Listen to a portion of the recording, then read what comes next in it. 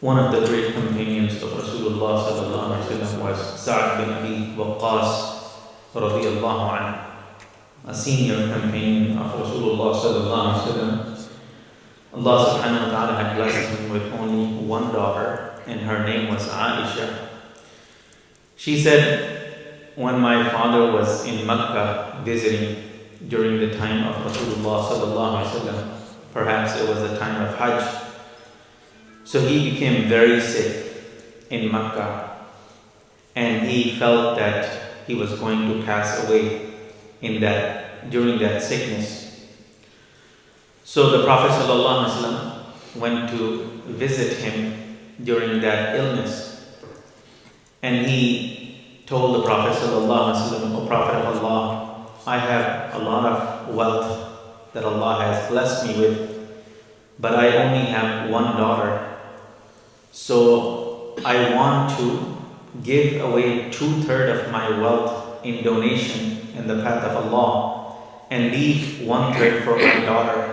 Is that okay?" The Prophet ﷺ said, "No." He said, "What if I leave half for my daughter? I only have one daughter, and give away half of my wealth in the path of Allah. Is that okay?" The Prophet ﷺ said, "No." Then he said, "Okay, what if I leave 2/3 for my daughter and give 1/3 in the path of Allah subhanahu wa ta'ala?"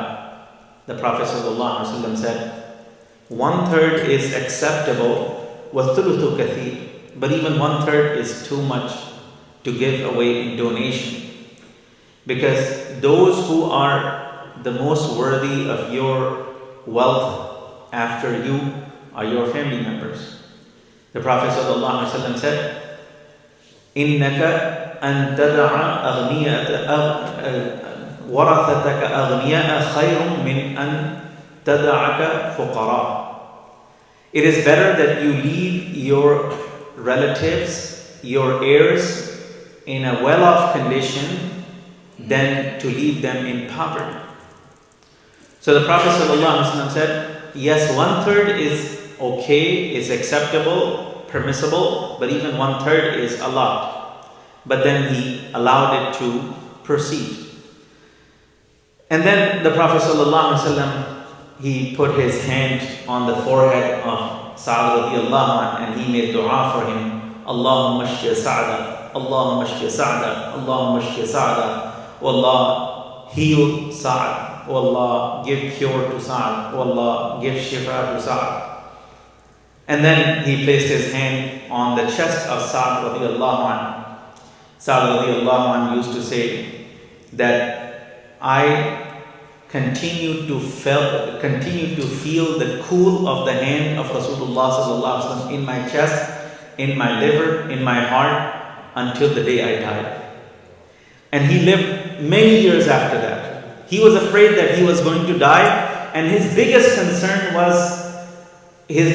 fear was that Allah will allow his migration to be reversed, because he migrated from Makkah to Medina, and now he came back to Makkah. So he was afraid that if he died in Makkah, all of that migration is gone, is reversed.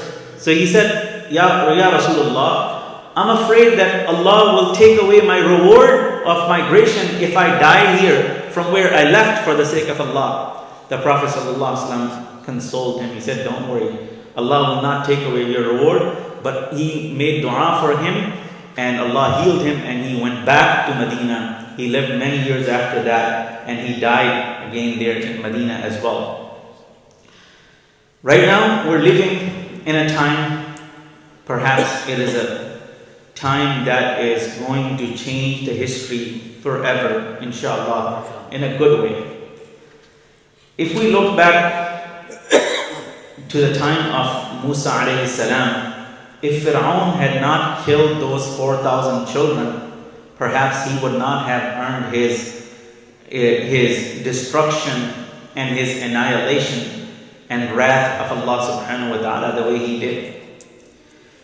We're living in a time when one country, one army has literally slaughtered over 30,000 people.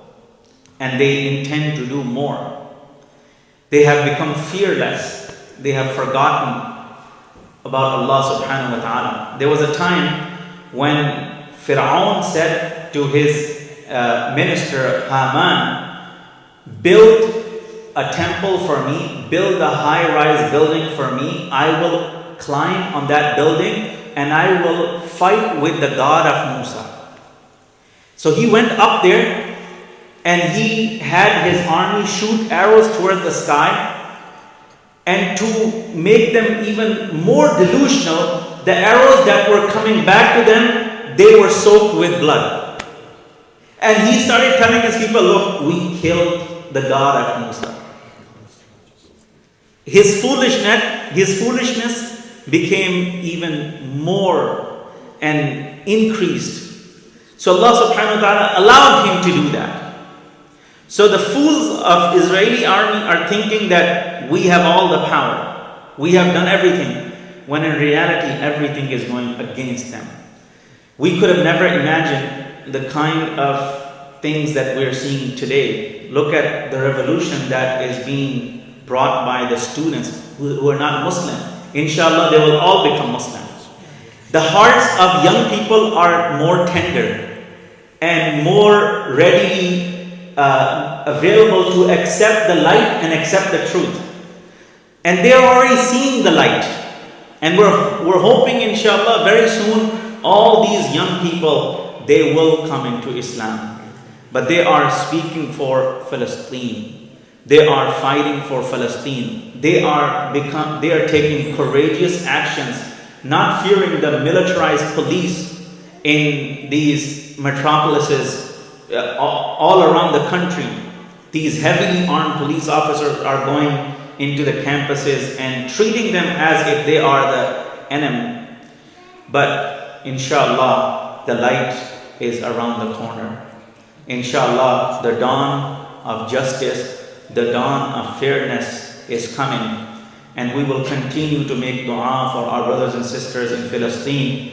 And we must do everything to support these youth as well, all around the country, who are rising bravely, inshallah.